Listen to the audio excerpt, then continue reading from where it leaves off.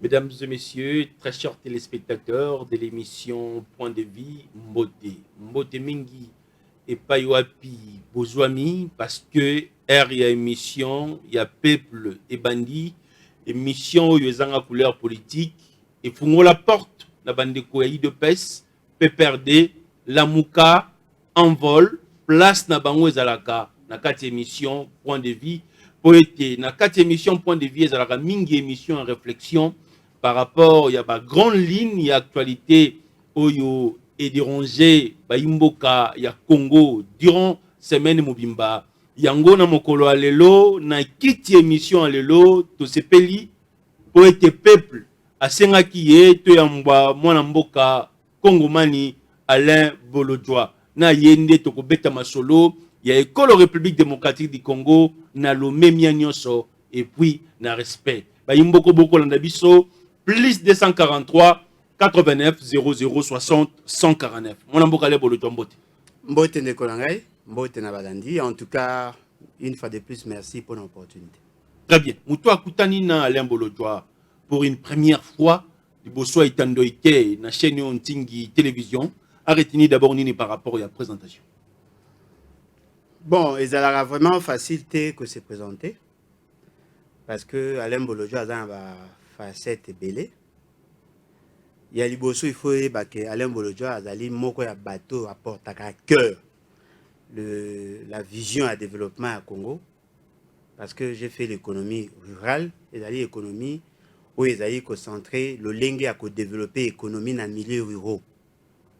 Alain Bolodjoa a passionné à lecture, a auteur, il y a un livre Forêt congolaise, conflit nébuleux d'objectifs écologiques et économiques. Alain Bolodjoa a politicien, ou a bandaki politique depuis 2002, parce qu'avant, il a membre de la société civile, et aujourd'hui, Azali, coordonnateur et la nouvelle classe politique de l'opposition, et en même temps initiateur et à parti les BAT. Donc, ceux qui déjà moutou à comprendre la nouvelle classe politique de l'opposition, à comprendre l'opposition d'Angaï. Donc voilà, en quelques mots, au NASA. Très bien. Tokofungola, liboke émission lelo, na likambo yo dérangé, ba parents ba botibiso semaine mobimba, affaire sanction ya belève ya sesta. Tomoni mwana mboka Tony Mwaba, deux fois le ministre a parlé du peuple congolais. Alain Bolodjoa, Makanisina. Bon, il faut faire la part des choses. Entre ba fait, au toza ko reproché bana na sanction, oyo ezwama kubendenge se présentaki. Et loko ezali vrai ezali que biso en tant que citoyen et surtout en tant que parents, tozali na mission ya ko veiller sur une éducation de qualité. Et dans l'éducation de qualité, il y a plusieurs intervenants, notamment biso mogonon à niveau de la famille, les églises, la société de manière générale, aujourd'hui le média, bref, batu nyonso baza ko participer na l'éducation ya bana. Et donc ça li passi ezali que pendant des années on a assisté à une sorte de dépravation des mœurs. Tant que toza ko fustiger, batu mususu baza ko mona ngona angle mort politique.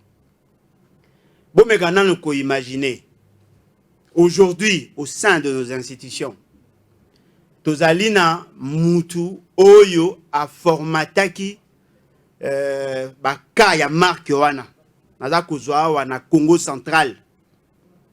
Il y a un gouverneur oyo a diffusaki d'après l'information le rapport ou sinon comment Bosangani il y a vice-gouverneur na Mwasi olobela ngo pimingi lisolo ya mama Mimi. En principe la sanction est bonga ke landama pour que Batunyo soba yebake ezali mabe ko tia en place publique ce genre de vidéos parce que ça coûte dépraver le mœurs. L'État congolais a cautionné. Bandima yango eleka et la personne qui avait fait ça atikala gouverneur ti ba otu ko suspendre Kamite. To monape banganga nzambe entre guillemets, un pasteur na kati ya mutuka na ye asala pe même chose. Lelo a na union sacrée. To monape un Ce n'est pas ministre encore confirmé. Ce n'est pas encore confirmé. Oh, bongo ya balande déjà confirmé. Qui nous dit que ça montage? Confirmé dans le sens qu'il y a dans la carte union sacrée. Aza oh ndeko boni. Mutu nyonso to ayebi ka na union sacrée ko tongo midi poko lo bara yango chaque jour. To mona un vice-ministre en fonction devant l'image à un président de la République qui est à côté d'un drapeau, c'est masturber na bureau. Cette sanction va payer ça ils aga balongo na msala. Voyez-vous? C'est-à-dire que Bisso, en tant que parents, nous n'avons pas été de bons modèles. Parce que moni moana, éducation à moana, et ça rappelé par rapport à un système de valeurs où l'État andimi ou imposé. Bisso moko to faillir na mission. Bala na biso bazali exposé. Tongo midi pourquoi ba danse obscène. Ba tout à moitié nu. Ba kei na ba film même chose. Ba kei na ba réseaux sociaux wana kutu kolobate. C'est-à-dire que nous n'avons pas su encadrer nos enfants. Les parents. Biso nyonso na l'État na biso baboti, nous avons échoué. Siko bana profitant de notre naïveté, bakomi kolinga kosala makambo biso ebonga to pekisaka bango ba mona. Bakomi kosala ba film porno bana classe, ba mineur. C'est vrai ça li biso passe. C'est vrai ils allaient Sony. Mais est-ce que ceux qui mona sali mabe il faut ko kata ye maboko? Non. Boluka boyeba eloko nini sali ke bana wana basala mabe. Boluka, bo corriger en leur imposant une nouvelle discipline. Oye ko sala ke mbalasima bango basala te, mais ba ope ba tikali basala te. Parmi les moyens, c'est l'école, c'est l'église, c'est la maison, c'est l'encadrement à médias. Mais bon, obité, le coup la basala mabe, ba ko tanga ka les sous jamais. Voyez-vous, est-ce que vous avez mesuré portée à décision? Est-ce que vous avez la gravité? Il y a problème au Basaraki? Mais il y a quoi aventure? Est-ce qu'il y a une aventure et bandit? On a dit que le bateau va prendre un combo à warrior. Il y a un gouvernement à warrior qui n'a raison. Tellement de messages en retard à film américain, qu'on confond de fiction et réalité. Il y a un monsieur, à autant à communiquer, mais dans mon panzi, il y a un représentant du gouvernement. Asa kozwa ba décision. La question à Liboso, qui lui a transféré ses pouvoirs de décider en lieu et place des institutions? Toche moi chivundu moi makelele. Mutu asa supposé à cause de représenter un gouvernement un warrior so yini babenga bango.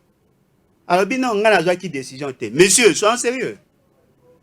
Comment un individu qui n'a pas qualité a koki kotanga une aussi grave décision, yozawana.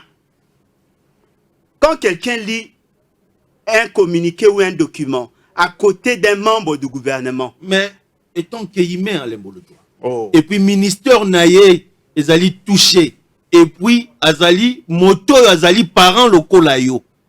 A koki kozalawana ou pas? Non, mais attendez. En tant qu'humain, oui. Il n'a pas douleur, il y a tata. Oh, moi, oui. Vous savez, l'État ne se gère pas avec des sauts d'humeur. Oui, au coup d'an ici, quand on yoza juge. Après, mais la période où il y a de défendre la gratuité, moi, on a le non, mais qu'est-ce que ça a à voir avec la gratuité? Bah, on a pas concerné la gratuité. Tout ça, qui sabino degré à immaturité. Il y a bateau qui prétend de vous diriger. Il s'est laissé emporter par les émotions. Il y a des gens sincères. Un parent. À côté, tous les exemples, moi, comme Ezali, et ça, Mara Ming. Moi, na yo, au Pekisakaya Abima, Abimi à Zuizemi. Au Boré. Ça, c'est un problème de choix. Moi na yo asali mabe ya violation ya vidéo. Olobi na OK, le ko sa ki mabe to bannir yo na société okotangaka plus jamais na Congo. Est-ce que vous trouvez vous avez imaginé ce que tout ça? Non.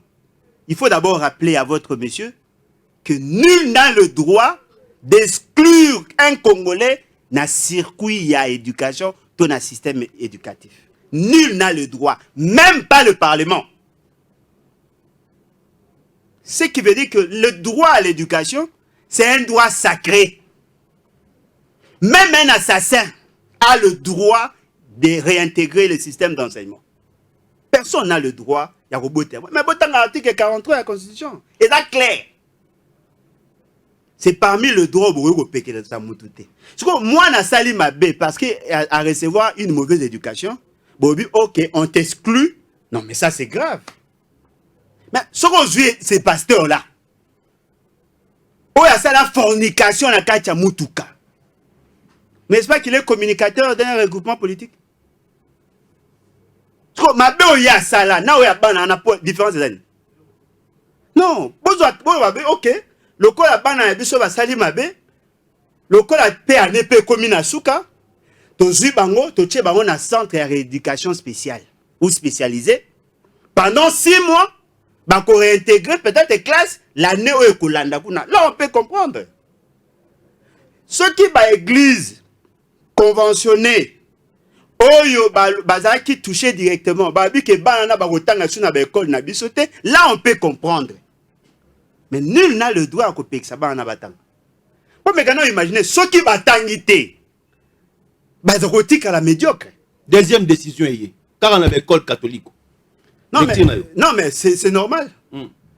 Les écoles ont le droit d'exclure un enfant dans leur école. Mais ils n'ont pas le droit d'exclure dans un circuit d'enseignement. Parce que nous avons institué les écoles justement pour redresser les enfants. Mais Bokonzo ya Kanyaka oyo, bateau yo ba comprendre la finalité à action pédagogique ba désorienter les enfants. Mais au-delà de la décision bino bozui, boko pekisa ba chaîne bala kisaka bana biso ba film porno. Ndeko nanga komi pasi, ata soko simbi télécommande, soka botaka film na bana. Tension. Les gens s'embrassent, baza ko sa makamumoko ya loyenge, mais qu'est-ce qui se passe? Pourquoi vous voulez nous imposer l'immoralité? Est-ce qu'il n'y a pas moyen de censurer certaines vidéos? Est-ce qu'il n'y a pas moyen de c'est que tout ce qui est sexualité, vous avez étouffé biso ba parents. Moi je suis parent. Et donc c'est surprenant. Même dans les dessins animés, balandi ba na biso na sexualité kuna. Non, c'est pas comme ça. Même dans les dessins animés, il y a relation sexuelle dans la TV. Mais ça, c'est quoi? Nous sommes des Bantous. Hein? Nous avons notre culture à nous. Hein? Vidéo et pasteur et tambour dans les réseaux sociaux partout. Yo quand même pasteur pourquoi? Non mais parce qu'il y a des mon quoi bateau, il faut pas zongi sabat na mulongo. Ndeko nanga soki pasteur asali yango. O kama musumu. Na sala yango yam ta sala yango te yam ta image à publier yango. Oh bongo bana ba mutu apesi ba vidéo pour bino sanctionner ba.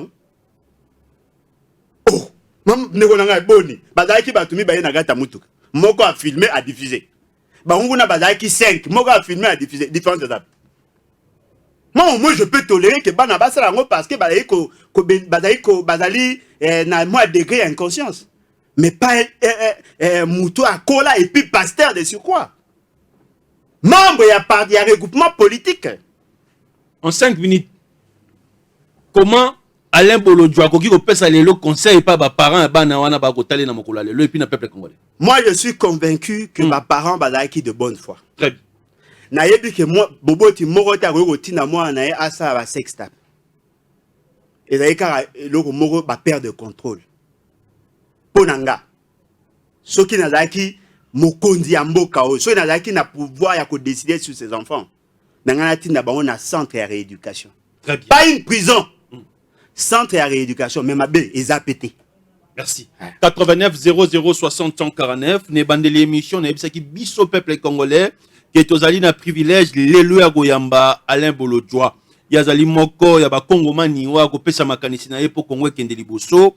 Deuxième sujet d'actualité na mokolo lelo ezali likambo le 15 septembre bandeko alamuka bakozala na balabala poete baloba na peuple congolais dépolitisation en CENI tozoloba yango na mona mboka le bolojwa bandeko pe ya El Mususu Steve Mbikai na bandeko bo aye bakozala pe na balabala na mona mboka Willy Mishiki pona ko soutenir ba institution ale bolojwa makanisi nayo bato tangi wana bawe balo tangi bakombo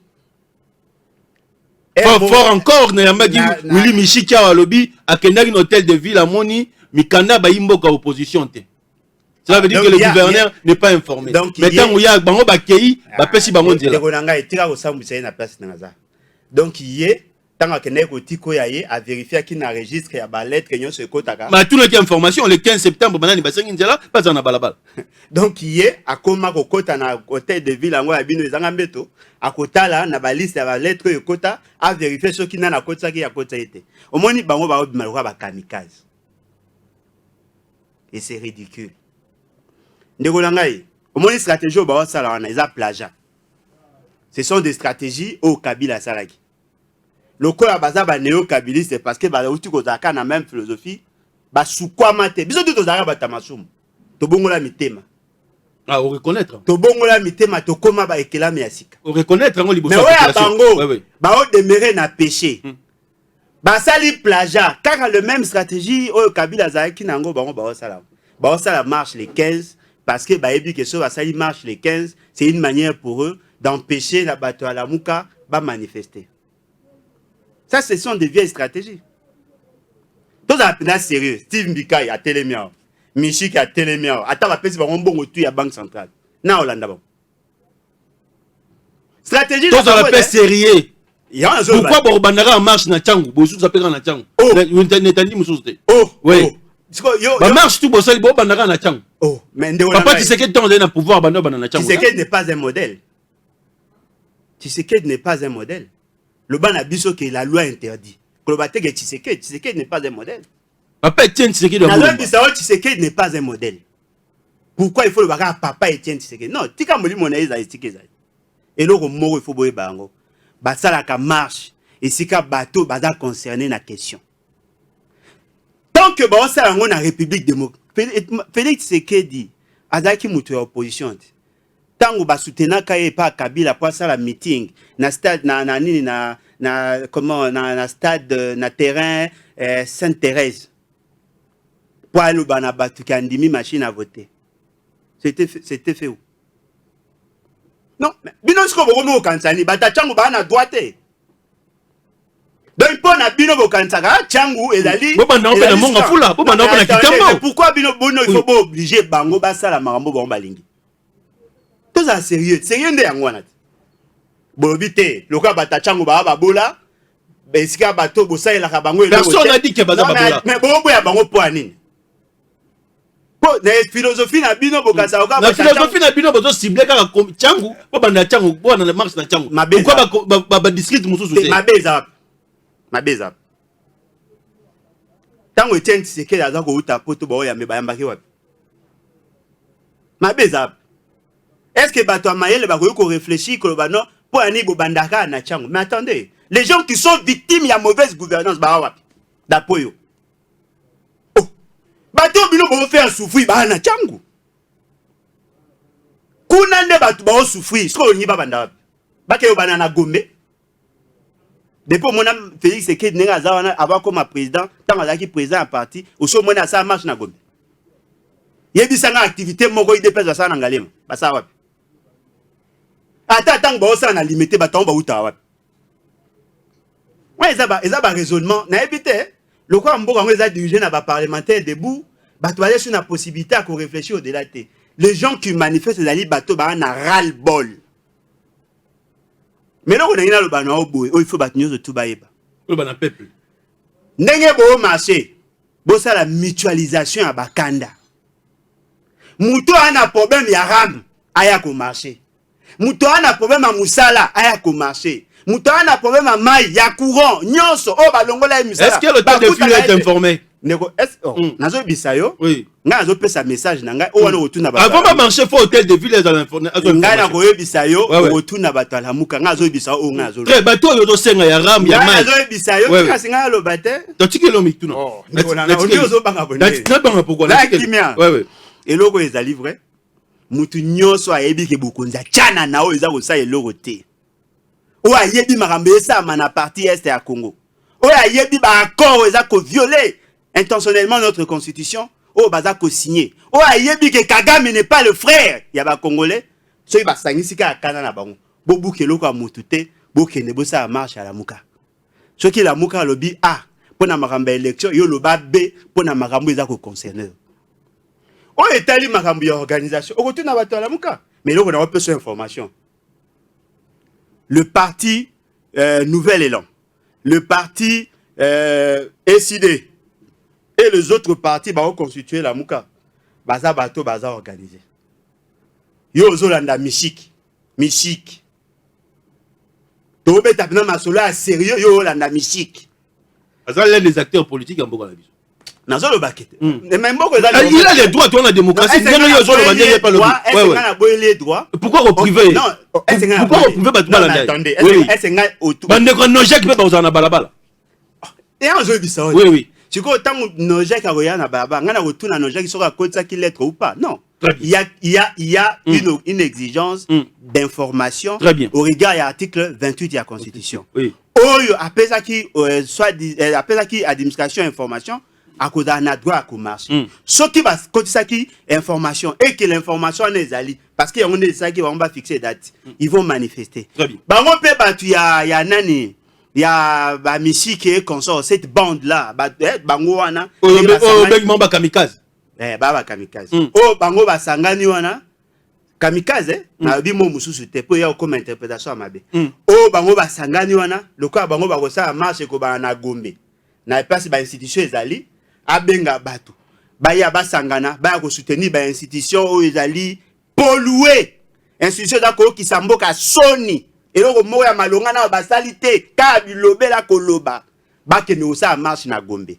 Bato ba na passe, ba na difficulté, ba yebi ke ba mboke za ko tambola mabe, ba na posa changement radical, ba ke ne rolanda bato ala muka. Ba moni ke ba ngi ba soutenir présence ya Kabila na Kingakati. Ba ke ne c'est ça la démocratie. La question est belée. C'est ça la démocratie. Très bien. Allez pour le droit. Na mokolo alelo.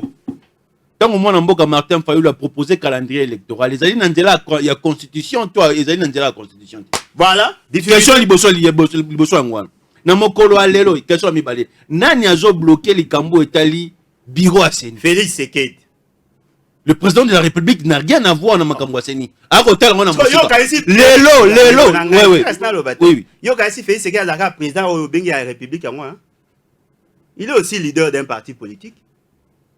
C'est un époux, c'est un militant, il a plusieurs casquettes. Si en tant que président, il ne bloque pas, mais en tant que leader d'un parti, il a bloqué. Au moins, il a une question opposée, la question opposée, la question na yote. Il y a des questions au niveau de bateau, soi-disant à pouvoir. Pour raisonnement, la banque des autres, la question na yo, les journalistes, aux yeux de blabla, au yé opposé la question, soit pour faire un kanda, soit popé sabato ba na biso kanda ou soit popé sabato information à partir à réponse nangai yoka eloko ndeko nangai. Il n'est pas interdit à un Congolais de réfléchir et de faire une proposition. Martin Fayulu n'a pas fait le calendrier.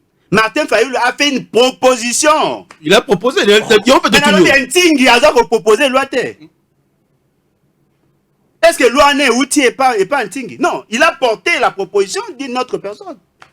Ceux qui ont dit la loi sur la congolité et où tu n'es pas Tiani, Yenda n'a droit pas ensemble. Non, l'État ne fonctionne pas comme ça. Les intelligents amènent leurs propositions. Ceux qui battent balingi, bakota la yango na aspect X ou Y. Mais moi je vous dis, ça la proposition dans un pays normal. Moi ceux qui payent ça normal. Le Congo aussi c'est un pays normal. En quoi? En quoi?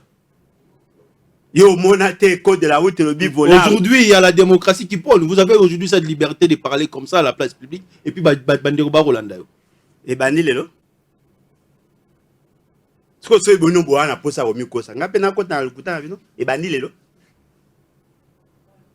Liberté d'expression et bandi lelo.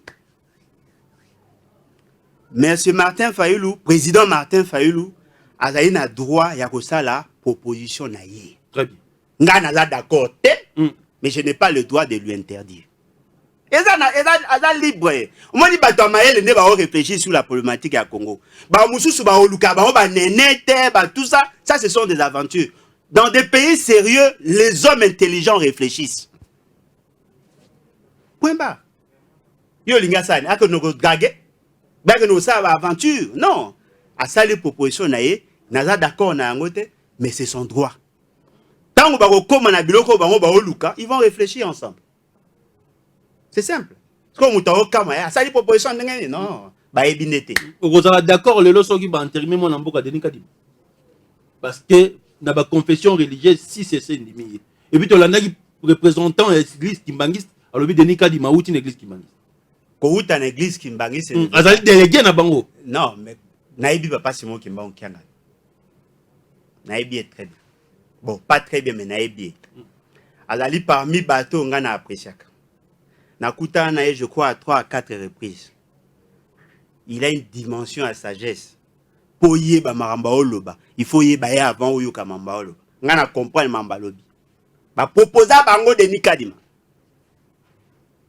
Il n'a pas dit ça. Alobi délégué na biso église kimbangiste et ça dit apporter candidature nae, mais ba proposa bango de Nikadima. To yebi marambo esa magilobi, to yebi marambo esa mi lelo mo ekoya lobi to yebite. Nga yebi. C'est un homme pétri de sagesse. Mais pour y aller, il faut amaele. À un niveau, il y a cessé à pas en pamboto au monate. À un il y a hauteur. Il est fort en spiritualité. Pour comprendre le message, il faut un sage. Bah, tu vas comprendre. Il a tout dit. Mais, toké siko na ba confession religieuse. Ndebonanga est dans un pays sérieux, dans un pays normal. Pour Mboko, il est un pays atypique. Tant que ça la choix, il y a animateur le quoi à Seni. Ceux qui va bêter nos cas masolo à corruption. Faut boutique à Nyos, bouta non mamba corruption. Sonic à fouta, c'est aussi un homme sage. A ebisino que M. Félix Sekedi, bon, moutumoka a ebisié que M. Félix Sekedi a tinda kiye, pour appeler ça y a tinda kiye pour appeler ça y Jeep, na 50 000 $. Qui a dit ça? Sonic à fouta Rockman. Au tchete menamaele nae aloba yango pour que bale ki sa muto bango balingaki la même personne ozo loba wana ka Denis Kadima wana yende ba ponaki tant ba ça la choix ya Malonda a été choisi par 6 confessions religieuses, le même confession religieuse boboyai Denis Kadima azalaka candidat à cette époque-là. Les 6 confessions religieuses oh ba votaki Malonda ba boyaka Denis Kadima pour des raisons. Oh ba yebike ba pesaka bango mbongo pour que rapona le quoi ba boyaka corruption d'après ndenge bango ba oloba nde ba boyaka e lelo bandimiye le même confession religieuse to ba mi kete ne onanga siko devant kanyaka ba olobani so ki pourriture ko pola ila na mutu mbise pola na mutu bo mona ke mbiso eza ko pola donc toloba ndenge peuple a kozela mwana mboka mboso kodi ankwanga peuple a kozela mwana mboka mboso kodi ankwanga asona ba confession religieuse ça veut dire ko réussir ko sangisa bango est-ce que tout ça peut fort peuple a ko fana base le repas mboso peuple wa c'est le président de l'Assemblée nationale mais ça c'est une formalité. Est-ce que le peuple peut attendre quelque chose? Mais lui on va dans l'Assemblée nationale kuna lelo peuple n'aime ta voter ki bango yo ko linga passer dans le camboso.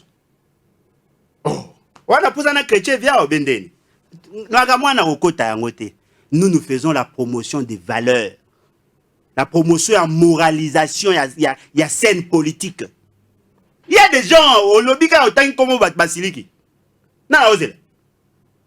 Peuple osé la changement radical. Peuple osé un discours en athée. Na élibino 5 tonnes, beaucoup kabola pour nous voter. Peuple osé la ilo komwana. Oh, bah, on peut savoir tout, bah, Jeep, bah, 7 000 $. On va take un millimo. Non. Laissez tomber. Le peuple a besoin d'un changement radical. Les animateurs, la classe politique, ils allaient polluer. Degré immoralité est commis à un niveau qu'ils passent. Discours de la haine. Oui, discours de la haine, il y a bango. Yayo, peuple angolais. Vous savez le discours de la haine. Yayo. Discours n'a bango la haine. Discours n'a bango la haine. Des gens qui veulent assez que va imposer 100 millions, plus de 100 millions de Congolais va imposer par immoralité. La corruption. Témoin nanga, Ntingi Pouloul. À un audio, il y a proposé $7,000 pour Kandima Okena Union Sacré. Témoin nanga Yohan.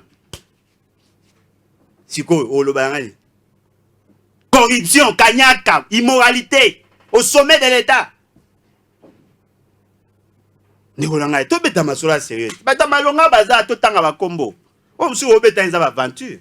Comment voyez-vous aujourd'hui la gestion, il y a président de l'Assemblée nationale Mbosoko Diakwanga à la tête de l'Assemblée nationale Mokola Lelo? Non mais nazo bisayot. Ceux qui tenga qui tous à la très dur. Très bien. Degré immoralité eza ko se dégager dans l'Assemblée nationale. Degré nini? Ceux qui tous qui dans un pays sérieux, on pouvait prendre tout ce que nous voyons là, on jette dans la poubelle. Parce que l'Assemblée nationale, au regard, il y a esprit, il y a constitution. Donc, 98 députés ont signé leur pétition contre Mwanamboka Mbosoko Diakwanga, na raison. Oh, bon, on est dans le bête avant ma bo. Ba uchi wapi, ba komi kuna ndeni. Ba sali déjà nini pendant tout ce temps. Non, ndegonanga. La même manière, tous les rigoureux par rapport à basi na biso sur de pays on bon na wenzi. Tous à peine à rigueur sur des questions d'État. Très bien. Est-ce que la partie politique au moins en Mboka Lebo Lelo azali na tête nango ils ont s'est préparé pour l'élection en 2023? 2023 élection on a organisé. Avec quel CENI? Qui a promulgué la loi sur l'organisation déjà. Loi qui a promulgué? Donc, Bozoa Biso na blague, Bozoa Biso c'est que tant que ya to ça bino que pays c'est que ne mérite pas être président. Bozoa Ngolo ka blague. Nous sommes là pour faire la promotion de l'article 64. La révolution. C'est ça notre combat. Pourquoi on met une histoire boutiquée et formatée, nous sommes basés sur ça pour que va tricher, on a accompagné pays qui a triché. Avec ces députés qui ont été kabilocratiquement élus. Non. Nous tous sommes appartenus à la nouvelle classe politique. Il y a élection potable. Il y a des secrets les secrets ils cachés dans la mouka qui vont empêcher le processus électoral. Mais il y a une nouvelle classe politique. Mais tout le monde a compris la mouka. Non mais bien sûr. Ouais. Ici c'est moi qui pose des questions au peuple. On peut sa réponse. La télévision, na plateau. Na plateau. Cela veut dire que Lelo, aux en Nzela refréné processus électoral, na ba imboka la muka. Nzela refréné processus électoral était un processus électoral bâclé qui n'a rien à voir avec l'esprit de la Constitution. Nous sommes là pour promouvoir l'article 64. C'est une disposition constitutionnelle. Sauf que aux Ubo Konzina ndenge ya mabe. Le peuple a le pouvoir. C'est ça ce que nous nous disons. Olingo ça la peuple, olingo oume na bokonzi, ça la peuple. Ce que obo ça la peuple. Na opé ça ga mbote. Et sili. Point barre. Différence il y a biso na batumso zali, batumso ba olinga ba kena ba élection bâclée, batumso ba ingba ça coup d'état, sotobi, ni coup d'état, ni élection bâclée. Nous sommes dans la disposition constitutionnelle article 64. Ni coup d'état, ni de mauvaises élections. Voilà. Nous sommes là. Très bien. Le bilan de l'état des sièges aujourd'hui. N'a compté encore en termes d'échec, en termes de nombre de décès, en termes en termes de décision irréfléchie. Vous avez que zali échec. Ils allaient échec. On dit que le peuple a évité. Le peuple n'a retourné maintenant. Est-ce que le peuple a évité? Tant que qu'il y a des avancées, on dénombre le mort là-bas. Tant que nous commençons à avoir la maîtrise, tu récupères il y a des territoires où les gens vont faire descendre pour récupérer. Donc, il y a des Donc, dans l'esprit, solo. Chaque jour qui passe, il y a des décès. Boye barayango, guerre à la partie est. Et ça, la marandenge monte chaque mois. Plus il y a une forte demande de matières précieuses, plus il y a la guerre chez nous. La guerre, c'est la ligne guerre saisonnière. Et ça, la marandenge monte chaque fois. Mais ce qui ne s'est jamais fait, c'est de voir que ces groupes-là, bakota tina ba ville, basuka na ba territoire, bakomokota na ville. Monsieur Félix Sekedi a kanisa qui a 21 000 militaires. Le président de la République. A qu'on découvrir sur place. Yoka mamoloba. Yomo lobby déjà que c'est pas sérieux mamoloba. A qu'on découvrir sur place. Mais qui a donné l'ordre, qui a intimé l'ordre na commandement militaire à tina 21 000 personnes. N'est-ce pas que ça Félix Sekedi? Mais Yemoko Ego se rendre compte plusieurs mois après, presque une année, que ba nombre ba soda ya kanisa ki kuna eza o eza ki kuna te. Kasi yango état de droit ko sala musala ba imboko ba kosa imo konza mboka lelo ba ko kangama. Ba kosa ke ba colonel. Oki général mo ba kangi. Oki conseiller principal mo sur cette question ba kangami. Oki un premier ministre être arrêté, Oki ministre de la défense être arrêté. Ba o kangaba bimpumbulu. Il y a un problème. Défaillance, il y a commandant en chef. Mais ce fait, c'est qu'il est préoccupé à tout. Attends, au PCMBOT, il y a un maramne. Pourquoi vous avez un kilo Robert Mokonzamboka, président de la République Alain Bolodjo? Président de la République Fayoulou. Ils ont Seigneur proclamé qui était. Président de la République démocratique du Congo, Fayoulou. Martin. Moi, na bengi, on a changé. Voilà notre réalité. Non, président élu. Président élu, n'a pas dit. La classe, on va tout le monde une question à répondre. Je rappelle si Félix Sekedi a échoué. Alors, on peut ça comment Félix Sekedi comme président de la République parce que le peuple, le Félix Sekedi n'est pas revêtu à onction populaire. C'est un président de fait. Aranati AI. Mais Mouto peuple a pour qui s'est failli. Point barre. Ce n'est pas ce que le Seigneur a proclamé. Mais c'est nous wapi. Oh, nanga, tiens, nanga. Mais c'est la coûte alors qui est en retraite, mais tu me sois remplacé, il n'y a beaucoup bloqué. Il n'y a beaucoup bloqué. Vous bloquez nani. Tant que ça va incantation na bango kuna. Tant que continue à représenter na bino na bureau seni. Ah, vous remarquez que babo continue à représentant hein. Ceux qui babo continue à représentant qui ont validé alors la décision il y a comment il y a commission ad hoc au Bachek. La commission paritaire. Va décider d'aider. Ceux qui veulent que Batina qui va représenter. Mais la commission paritaire a décidé d'aider. Au moins, il y a des immoralité. Ceux qui vont te très strict, qui ma casse le gars de Moussous. Donc, il y a Bombé, il y a Kuluna. Des gens qui ne respectent aucune norme. Pour Alain Bolodjo, le bilan de l'état de siège dans Mokolo Lelo est négatif. Non, mais l'Ouganda propose à Félix Sekedi le quoi Monique à le gouvernement congolais. L'Ouganda propose à Félix Sekedi le quoi Monique à Oko Kanaete a proposé que yaya les sous à Kosungaï. Vous imaginez, il n'y a pas longtemps, bah ça les propositions, bah il y a ko soutenir Kosungaï parce qu'il y a ko échoué. Bah Kenya bah oya, bah commissaire bino bah américain, bah ebisa ki bino que bah groupe belé zakoya. Bah, sinon que va zombie ba drone, mais il n'y a pas de résultat. Et puis bino tout va focaliser sur le Nord Kivu et l'Ituri. Boza ko bosana question à Minembwe. Bino tout va bosana. Boye ba ke londe toro ba ba mwami, c'est-à-dire ba chef coutumier, ba chef traditionnel, net na Uvira, ba zuyen Rwandais, ba tcheli bino. Ne konanga botika totika ba blague mutawo dirige mboko azata moi ka comportement ba roulage ba motard ba chauffeur ba piéton ba rond-point Victoire ba rond-point Ngaba ba IPN ba nzela no domona ndenge mo leta na binaza mutawo sala o ya lingi mutawo maîtriser le côté ce bo continuer bo aka un jour pas ba kati mboko et commune le Congo ne sera pas divisé. Faut vous en avoir compte sérieux. Mais nous avons aujourd'hui bateau basal 37 ans en opposition, le basu pouvoir basu aider bisombo ke ndeliboso. Basal na 2 ans il y a blocage. 2 ans il y a blocage, on a un discours à 6 minutes à chef de l'état. Tant bolo ba 37 ans bossa erreur. Moi na idée peso lo barawana. papa nani Kyungu wa kumonza pa zalaki. Kibasa pa zalaki. Ozui papa o nani ya mamba franc congolais nani nakama ane na bosa na aka komona Birindwa pa zalaki. La plupart na bango ont assumé de fonctions pendant ces 37 ans. Etienne Tshisekedi pa zalaki. Est-ce que vous savez qu'Etienne Tshisekedi pendant les 37 ans, il a assumé de hautes fonctions?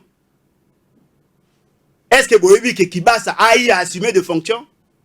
Est-ce que Boyebi que Birindwa et les autres ont assumé de fonctions? Et puis la quasi-majorité a basalayi de pes. Bango tout balongwa bakufa, bamsu balongwa. So est-ce qu'il dépêche les autres à 37 ans? Et là il y a le secrétaire général à Marque, le président AI à Marque.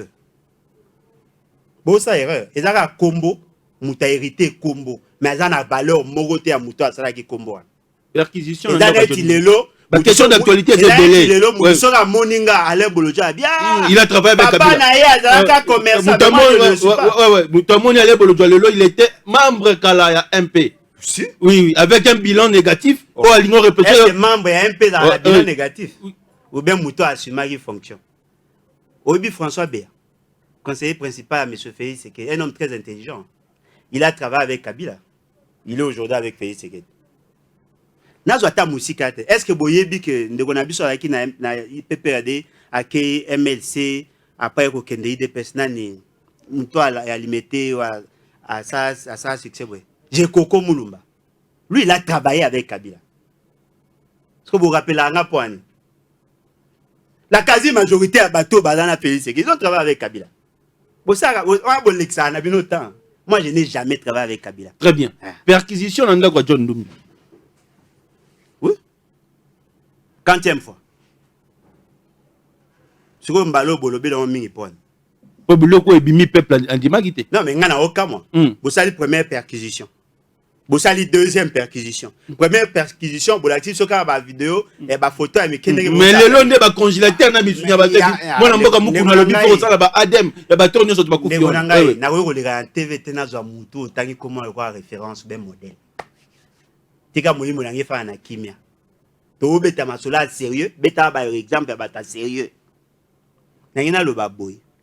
ça qui première perquisition. Qui c'est sur la perquisition ndakunae. Deuxième perquisition, tu as encore l'icolo. Troisième perquisition, ce qui veut dire, la première perquisition, vous savez qu'il y a avec complaisance. La deuxième, vous savez avec complaisance, mbalo ne vous savez bien. Yo côté de nanda kwa mutu. Ko lukaye, ko fouiller na kata ndakunae. Au côté au saliba ebelo bimi. Oye sous pour la deuxième fois bimi. Oye sous pour la troisième fois bimi au kuta bilo ramabe. Vous savez bien te? Si vous voulez, na TV na robeta masolo, ils ont des théâtre de chez eux. Ce sont des aventures. Tant on va ça qui perquisition na Katanga, l'accès sur Balion. Au moins il Balion, azana ndako Balion tout ça. Tant on va ça qui perquisition à Gombe, l'accès soni. Si vous mundu qui yango yé après perquisition à Liboso to ami balé. Et puis ngane na yebi. Bien que na okota makambo ya ba armée ya militaire te. O ngana yebi na Congo. Il n'y a aucun officier militaire, haut officier militaire qui n'a pas des armes chez lui. Et dans la raté. On a yé. N'a pas armes de guerre. N'a pas armes de guerre. Yo mona tout la peine sincère. Yo mona te ba cortège ya ba généraux, n'a ba lance roquette. Yo mona ngote tout la peine sincère. Bon mona raté ba généraux ba ole kana ba mituka, n'a ba lance roquette, n'a ba armes de guerre. Ah. C'est vrai que John Numbi a mutu fo bakanga. C'est vrai, mais c'est vrai que le peuple congolais pas en posa ko ba vérité. Bien sûr. Non mais on va posa ko sa peuple vérité. Ba na posa ko sa peuple vérité. Je suis aux assis. Ceux qui bazaki na posa ko sa peuple vérité ti ba koma lelo na bilo peuple amoni. Il y a rien de nouveau sous le soleil. Dans un pays sérieux, il faut voir sa peuple qui va juger John Numbi. Quel est son juge naturel? C'est un général à 4 étoiles. Que dit l'armée ou le droit yaba militaire par rapport à procès naïe? Il sera jugé par qui? Dites-nous qui va juger John Numbi. Ça c'est Borobima plus sérieux. Alors 4 étoiles. est-ce que na niveau de justice militaire, il y a quelqu'un qui peut juger John Numbi? Oui, allons continuer. Moi, je me force à connaître le fonctionnement de l'État. Très bien. Mais John Numbi, oui, lundi na 11h, na 12h. Qui va le juger? Commençons par là. La Constitution. Et ça est sonné. Très bien. Au a 5 minutes. Dans le mois de septembre, proposition loi. Oyo mwana mboka ntiki pululu a memi en l'Assemblée nationale ko uta pas mwana mboka Noël Tiani sur la congolité au sommet de l'État. Constitution le binini ale bolo peuple kolanda yo. Est-ce le alliés important to pesa mboka na mutu aza de père et de mère congolais ou bien to pesa mboka na mutu aza 50-50? Peuple kolanda yo en 5 minutes. Ndeko nanga constitution il ma makanisi ya bato ba komi na papier. Aba bobeta ba débat na botu na constitution. Est-ce qu'aza ko reconnaître Félix Tshisekedi le quoi président? Bino boana président ou auti na constitution te, auti na arrangement entre Kabila naï. Mais bobeta maso. Accord a ngoti le loto mona ngota. Mais yanga zo bisa. Yanga na bisa. Le président de la République to ba voter na Sambula. Où? Ndeko nanga ya zo bisa yote. Fa lui où? Yo na bisa yote. Oui. Faille dans la constitution. C'est lui qui obtient plus de voix. Il y a population qui obtient plus de suffrages. Il y a population, il doit être président. Fayoulou atira nanda. Mais Mouto a conforme la constitution te a failli na kit nangbende ya bokonzi. Mais bon bêta les autres lois. Yeba yango. L'État congolais n'a jamais dit que pose à la présidente de la République il faut avoir des pères et des mères. L'État congolais a dit pour être président de la République il faut être congolais d'origine. Et on vous a renvoyé dans la loi 2004. Où le dit qu'il y a la congolais d'origine, Mouto l'un des parents azali congolais, moko ya bako propriétaire. Bino na makanisi na bino bato ya pouvoir. Bien que ndeko nanga ntingi na kolobela le lote, bino bata pouvoir bo kanisa ke boza ko innover. Non. Tant qu'il n'y aura pas une bonne administration, de bonnes élections, on peut avoir même un Rwandais président de la République. Na Congo. Oh, ngazo di saoti. Ngazo di sa boza makamona lenge. Ndeko nanga est-ce que yebi que dans la philosophie à Félix Tshisekedi, les Banyamulenge sont des Congolais d'origine. Si vous imaginez entre Vidier Timanga na Moïse Nyarugabo. Moïse Nyarugabo, Vidier Chimanga. Bangomi Balé, il y a 50, il y a 100%, na esprit à Félix qui na oponanan, d'apoyo. Na oponanan. Ba débat on a beaucoup de temps profondeur. Bon la ga likolo te. Yo binanga ke Banyamulenge a congolais. C'est-à-dire qu'il y a congolais 100%. Na boya Vidier Chimanga pour na soutenir Banyamulenge. Oh. On est beau belo beau lukatel. Vaut mieux 50% que 0%.